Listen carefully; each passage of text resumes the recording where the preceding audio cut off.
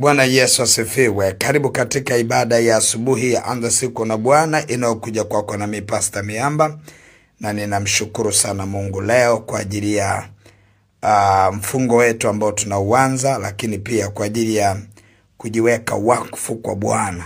Tunajiweka wakfu ikiwa ni utaratibu ambao Mungu alitupa kujiweka wakfu kwake ili tupate kubarikiwa.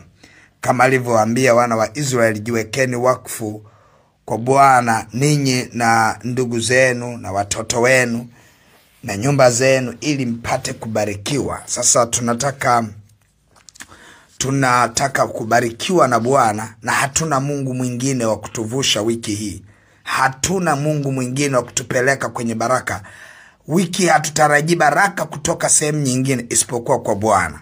Sasa pia tuna mfungo wetu wa siku 7 ambao tunaenda kuanza kwa ajili ya kupokea mwezi wetu mpya wa mwezi wa 10 ambao tutaupokea siku ya Jumatano, lakini pia na kumalizia mwezi huu tunakuwa tuna mfungo huu wa siku 7 ambapo leo tutaanza na prayer point ya kuomba toba na kujitakasa mbele za Bwana. Tunaenda kujitakasa kwa kumwambia Mungu aturehemu ili tuwe safi katika mfungo huu. Tunapoanza, Bwana akatutazame, Bwana akatupe neema. Sasa tunapoenda mbele za Mungu kwa utakaso, tunayafungua malango katika ulimwengu wa roho.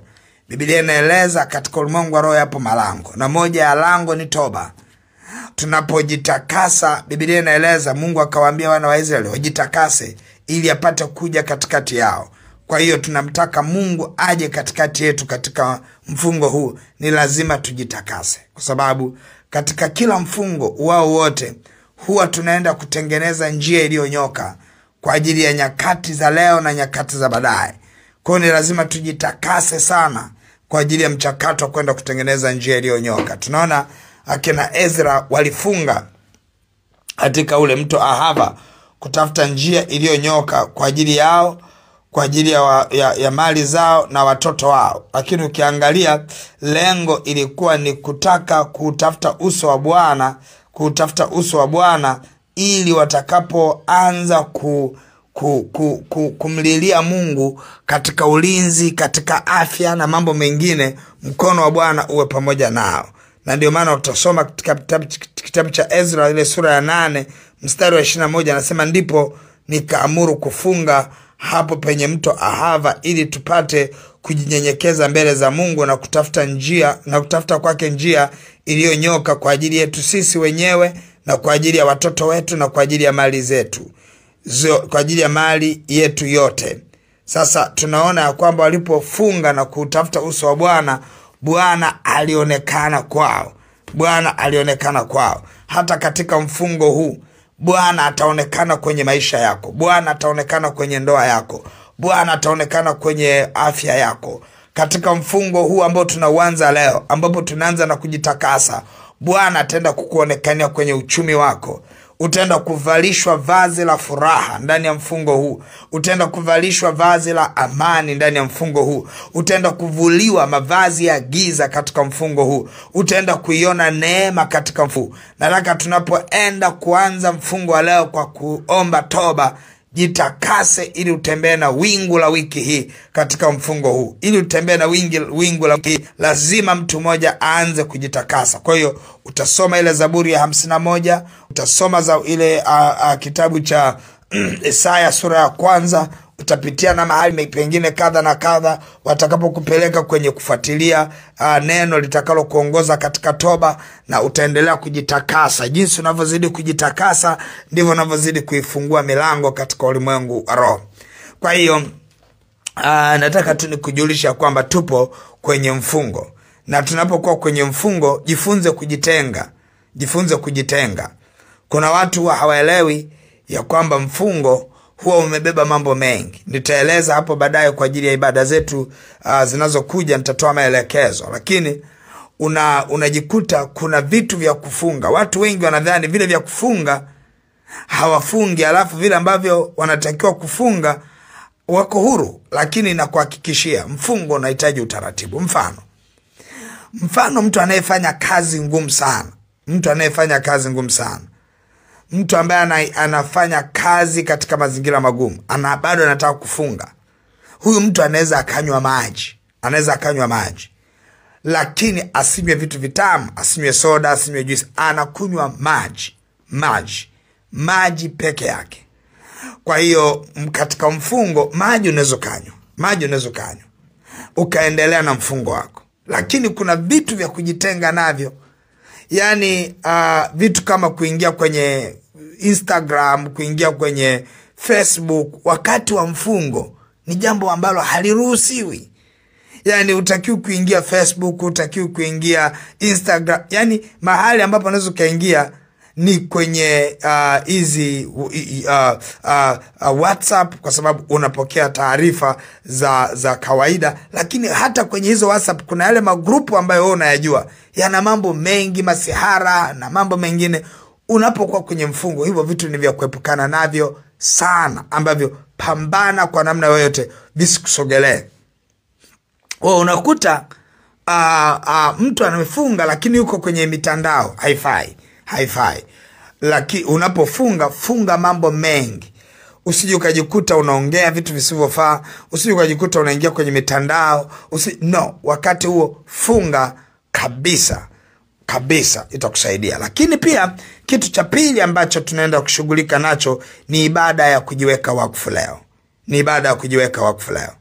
Mungu anataka kwenda kutubariki. Kuna mambo matatu Mungu amesema na mimi katika wiki hii. Namba moja, katika kujiweka wakfu kwa Bwana, Mungu alisema na mimi kwamba ataenda kutuunganisha na baraka. Atatuconnect na baraka. Hilo ni jambo la kwanza Mungu amenisemesha. La pili, anaenda kutuketisha na wakuu. Wiki hii utajikuta unakutana na watu wakuu. Unakutana na watu wakuu. Utakutana nao. Wiki hii tarajia kukutana na watu wakuu. Wiki hii tarajia kuunganishwa na baraka. Wiki hii tarajia kukutana na wakuu. Lakini wiki hii Mungu anaenda kuliondoa giza kwenye maisha yetu. Kwa hiyo haya mambo matatu Mungu amenisemesha ambayo anaenda kuyafanya wiki hii. Namba moja, Mungu anaenda kuachilia baraka, kutuunganisha na baraka. Lakini namba mbili, Mungu anaenda kutuketisha na wakuu. Utaenda kuonana na watu muhimu. Wiki hii utakutana na watu muhimu. Na natamani utakapokutana na watu muhimu, shuhudia, umpe Bwana utukufu. Lakini pia Mungu anaenda kutuunganisha na baraka, kwamba utakutana na mambo yatakao kupa faida. Utakutana na watu watakao kupa faida. Baraka, fedha zitaruhusiwa kukujilia. Hakutakuwa na vipingamizi vya kiuchumi wala vya namna yoyote, kwa maana Bwana ameziamuru baraka ndani ya wiki hii. Lakini namba tatu, kama nilivyosema, Mungu anaenda kuliondoa giza. Hali ya mateso, hali ya udhalilishwaji katika hali mbalimbali. Unakuta kuna mtu ana giza linamdhalilisha, unajikuta hana ada, hana kodi, hana nini. Kuna namna ya udhalilishwaji, hana chakula. Bwana anaenda kuliondoa hilo giza ndani ya wiki hii. Lakini tunajua Mungu anavyoenda kutubariki, baraka ambazo ni package ya Mungu, ikiwa ni pamoja na ulinzi. Tunajua adui ameweka mambo mengi ya kutuharibu, lakini tutamshinda shetani kwa neno la ushuhuda na kwa damu ya mwana kondoo. Tunapojiweka wakfu, tutamshinda shetani, tutamwangusha adui na atakaa kimya. Biblia inasema iweni hodari katika Bwana na katika uwezo wa nguvu zake. Wiki hii Bwana akuvishe uhodari, Bwana akupe nguvu na uweza katika jina la Yesu. Lakini tunaona maandiko yanaeleza ya kwamba tutalindwa na Bwana. Bwana ndo anayetulinda. Sisi tunalindwa na Bwana. Biblia inaeleza kwa habari kama Bwana asipoulinda mji, wakeshao wakesha bure. Hatutakesha bure wiki hii, kwa maana Bwana ndio ngao yetu na ndio kigao chetu. Bwana yeye anatulinda, hata ruhusu mguu wetu usogezwe. Yeye atapigana na wanaopigana nasi, atateta na wanaoteta nasi. Yeye atainua silaha kupigana na wanaotaka kupigana nasi, wanaotaka kupigana na watoto wetu, wanaotaka kupigana na wenza wetu, wanaotaka kupigana huduma zetu, wanaotaka kupigana na familia zetu na nyumba zetu. Bwana atainua wavizi yao. Bwana atainua wavizi yao. Watakuja mbele zetu kwa njia moja, wataondolewa mbele yetu kwa njia 7. Wiki hii ni wiki ya neema. Bwana ataandaa meza mbele yako machoni pa watesi wako. Ipo meza inaenda kuandaliwa wiki hii. Tunapojiweka mbele za Bwana wakfu, tunajiweka wakfu ili tubarikiwe, ili tupendelewe, ili tulindwe na Bwana. Upo salama sana. Nataka twende mbele za Bwana, tunaenda kujiweka wakfu. Tunaambia Mungu, kama si wewe utakie kwa upande wetu, sisi hatuwezi. Wewe peke yako ndio unayetuwezesha. Wewe peke yako ndio unayetushindia. Wewe peke yako ndio unatufanya tuwe salama. Tunataka twende mbele za Bwana tukajiweke wakfu kwa Mungu wetu. Tujiweke wakfu kwa Mungu wetu. Tumwambie Mungu, tunahitaji neema na rehema. Tunahitaji neema na rehema. Tunahitaji ulinzi wako. Tunahitaji kulindwa na wewe Bwana. Angalia, mpango ya nguvu za giza ni utuangamie, lakini mpango wa Bwana ni kuwa na uzima. Mpango wa nguvu za giza ni tuaibike, lakini mpango wa Bwana ni kuwa salama. Tunapojiweka wakfu kwa Mungu, sisi hatuna Mungu mwingine. Angalia, tumegawanyika. Wapo watu ambao wao ni wachawi, wanajiweka wakfu kwa miungu yao. Wapo watu ambao leo wanatoa makafara. Usiku wa saa 9 walikuwa wanatoa makafara, wakiwa wanaianza wiki yao, wanatoa makafara kwa miungu yao. Wewe kama sio mchawi, wewe kama sio mtu wa giza, wewe ni mtu wa nuru, ukikaa kimya ni kujihatarisha. Ni kujihatarisha kwa sababu umekaa tu hapo katikati, haijulikani. Yani upo haujulikani. Kataa kuwa vuguvugu. Either uwe moto ama uwe baridi. Na kama umeamua kuwa moto, hakikisha unajiweka wakfu kwa Bwana. Usiruhusu adui avamie maisha yako. Usiruhusu ajali mbalimbali. Zuia vitu ambavyo adui angeweza kuviweka ndani yako. Zuia. Nimetuma ushuhuda hapo kwenye grupu letu la ibada za Anza Siku na Bwana. Utaona mtu mmoja amepona na ajali, afa namshukuru Mungu. Ananiambia kwamba wenzake wote wamepata ajali, wameumia, lakini yeye ametoka salama. Halafu Mungu anamsemesha kwamba ni vile ambavyo najiweka wakfu siku ya Jumatatu. Unajua ni ajali ngapi zinatokea kwa wiki? Angalia ni ajali ngapi tunapona nazo. Ni kwa msaada wa Bwana. Sijua kama ni akili yako. Kama wewe unajua ni si kwa akili yako, hakikisha unajiweka wakfu kwa Mungu. Amen. Nataka tuende mbele za Bwana tuombe. Baba mtakatifu, katika jina la Yesu Kristo wa Nazareth, Mungu aliye hai, tunakuja mbele zako kwa moyo wa shukrani. Ninakushukuru sana kwa ajili ya wiki hii, ikiwa ni siku ya kwanza ya mfungo wetu. Tunakuja mbele za uso wako kwa toba.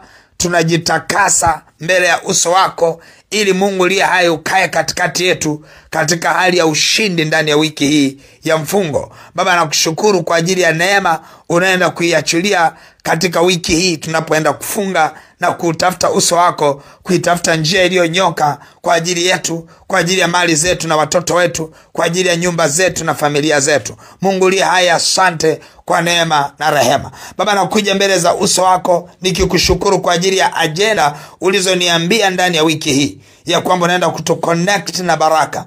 Unaenda kuunganisha watoto wako na baraka. Hivyo watoto wako watarajie kubarikiwa. Lakini umesema unaenda kuwaketisha na wakuu. Watoto wako hawa wanaotarajia mambo makubwa, Mungu aliye hai, utaenda kuiachilia kwa kuwaketisha na wakuu. Lakini umesema unaenda kuliondoa giza. Baba mtakatifu, katika jina la Yesu, ninatangaza na iwe nuru na iwe neema katika yote uliyokusudia ndani ya wiki hii. Lakini tunajitenga na giza lote katika ulimwengu wa roho. Roho chafu za ajali, roho chafu za mateso, hila za uharibifu, tunayakemea magonjwa. Tunakataa spiritual attacks, uvamizi wa kiroho tunaukataa. Kazi zote za nguvu za giza tunazikataa.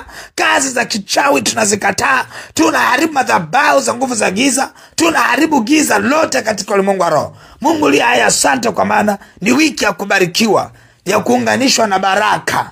Ni wiki ya kuunganishwa na baraka. Ni wiki ya kuketishwa na wakuu. Lakini ni wiki ya kuondolewa giza katika maisha yetu. Baba, asante. Tunajiweka wakfu katika jina la Yesu Kristo wa Nazareti. Tunajiweka wakfu katika baraka. Tunajiweka wakfu katika neema. Tunajiweka wakfu katika ushindi. Ni katika jina la Yesu Kristo wa Nazareti, Mungu aliye hai. Amen, amen, amen. Mungu wangu akubariki sana. Basi utashika sadaka yako ya kujiweka wakfu kwa Bwana, sadaka yako iliyo njema. Lakini pia utashika sadaka yako ya kusupport mfungo huu katika nguvu. Unajua kila mfungo lazima uwe na support ya kiroho, push ya kiroho ambayo inasukumwa na sadaka. Ile support yako ya mfungo, kwamba uko kwenye mfungo unasukumwa na sadaka, ili sadaka inene yaliyo mema siku nzima. Basi utashika sadaka yako ya mfungo, lakini utashika sadaka yako kujiweka wakfu. Utaiachilia hiyo sadaka katika ile lipa namba M-Pesa ambayo ni 577876 au namba za mawasiliano 0713842123 au 0744982517. Mungu wangu akubariki na uwe na wakati mwema. Amen.